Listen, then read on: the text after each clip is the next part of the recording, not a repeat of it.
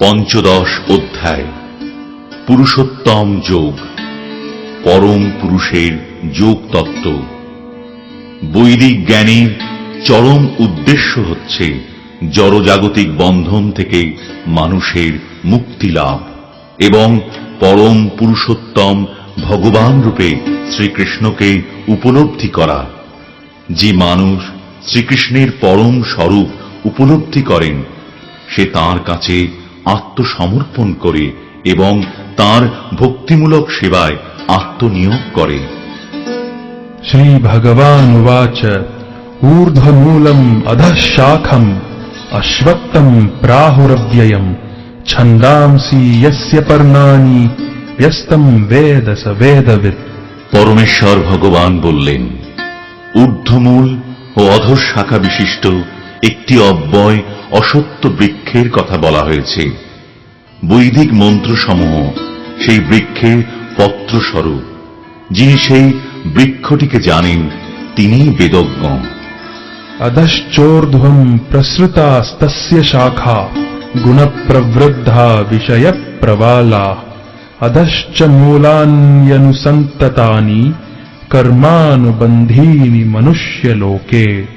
এই বৃক্ষের শাখাসমূহ জড়া প্রকৃতির তিনটি গুণের দ্বারা পুষ্ট হয়ে অধোদেশে ও ঊর্ধ্বদেশে বিস্তৃত।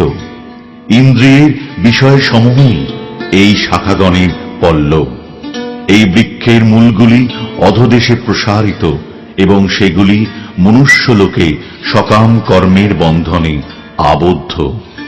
ন রূপমস্যেহ তথোপলভ্যতে নান্তো ন চাদির্ন চ সম্প্রতিষ্ঠা অশ্বত্থমেনং সুবিরূঢ়মূলম অসঙ্গশস্ত্রেণ দৃঢ়েন ছিত্ত্বা ততঃ পদম তৎপরিমার্গিতব্যম यस्मिन् गता न निवर्तन्ति भूयः तमेव चाद्यं पुरुषं प्रपद्ये यतः प्रवृत्तिः प्रसृता पुराणी।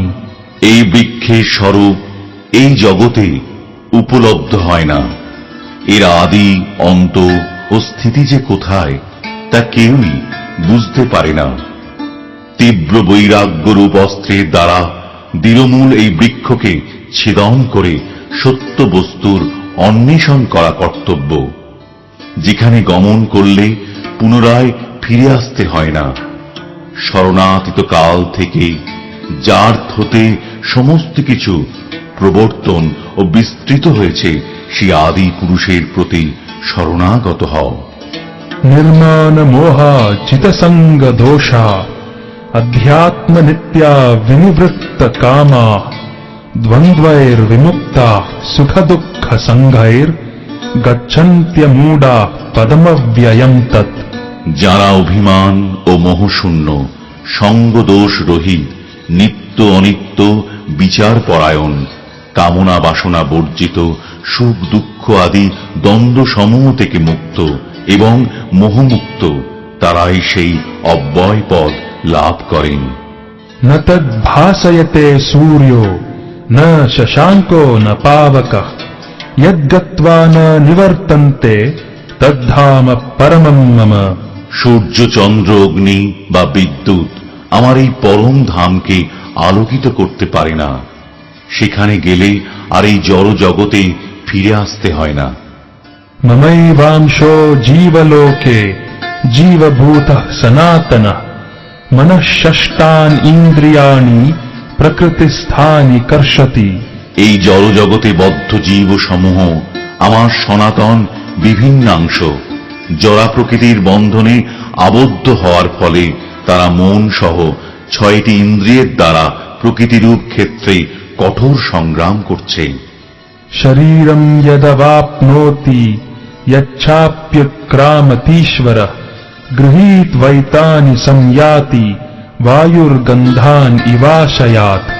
বায়ু যেমন ফুলের গন্ধ নিয়ে অন্যত্র গমন করে, তেমনি এই জড় জগতের দেহের ঈশ্বর জীব এক শরীর থেকে অন্য শরীরে তার জীবনের বিভিন্ন ধারাগুলি নিয়ে যায়। শ্রোত্রম চক্ষুঃ স্পর্শনম চ রসনম ঘ্রাণম এব চ অধিষ্ঠায় মনশ্চায়ম विषयान् उपसेवते। এই জীব চক্ষু কর্ণ ত্বক জিহ্বা নাসিকা ও মনকে আশ্রয় করে ইন্দ্রিয়ের বিষয়সমূহ উপভোগ করে। उत्क्रामन्तं स्थितं वापि भुञ्जानं वा गुणान्वितं विमूढा नानुपश्यन्ति पश्यन्ति জ্ঞানচক্ষুষা। মূঢ় লোকেরা দেখতে পায় না কিভাবে জীব দেহ ত্যাগ করে এবং প্রকৃতির গুণের দ্বারা প্রভাবিত হয়ে কিভাবে তার পরবর্তী শরীর সেই উপভোগ করে, কিন্তু জ্ঞান চক্ষু বিশিষ্ট ব্যক্তিগণ সমস্ত বিষয় দেখতে পান। यतन्तो योगिनश्चैनं पश्यन्त्यात्मन्यवस्थितं यतन्तोऽप्यकृतात्मानो नैनं पश्यन्त्यचेतसः।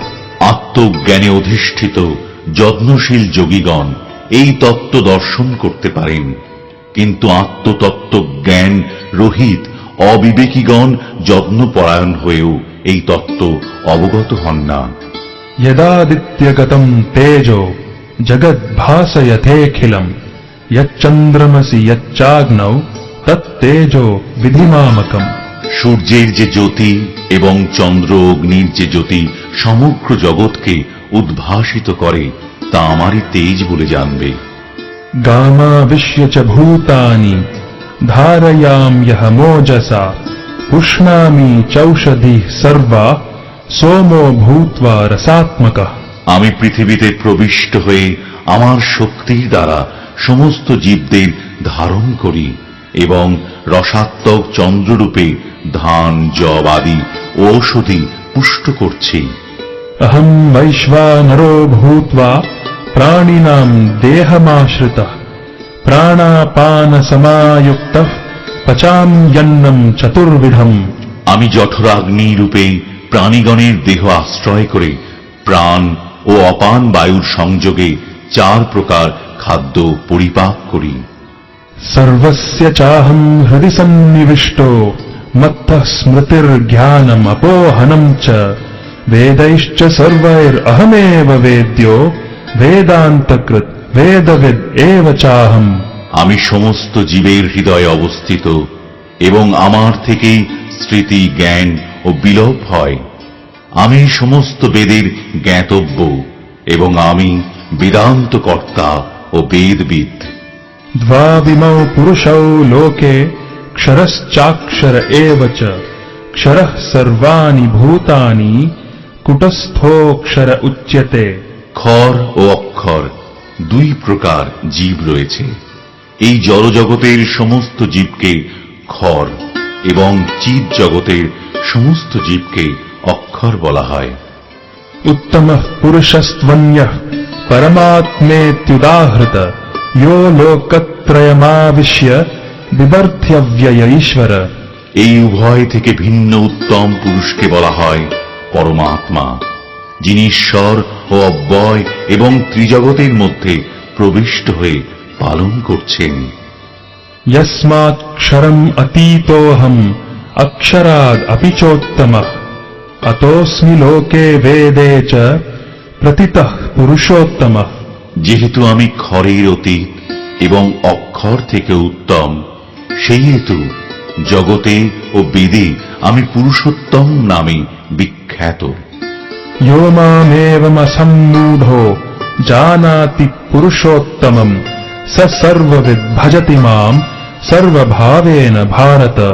হে ভারত, যিনি নিঃসন্দেহে আমাকে পুরুষোত্তম বলে জানেন তিনি সর্বজ্ঞ এবং তিনি সর্বতোভাবে আমাকে ভজনা করেন। इति गुह्यतमम् शास्त्रम् इदमुक्तम् मया नघ एतद्बुद्ध्वा बुद्धिमान् स्यात् कृतकृत्यश्च भारत। হে নিষ্পাপ অর্জুন, হে ভারত, এভাবেই সবচেয়ে গোপনীয় শাস্ত্র আমি তোমার কাছে প্রকাশ করলাম। যিনি এই তত্ত্ব অবগত হয়েছেন তিনি প্রকৃত বুদ্ধিমান ও কৃতার্থ হন।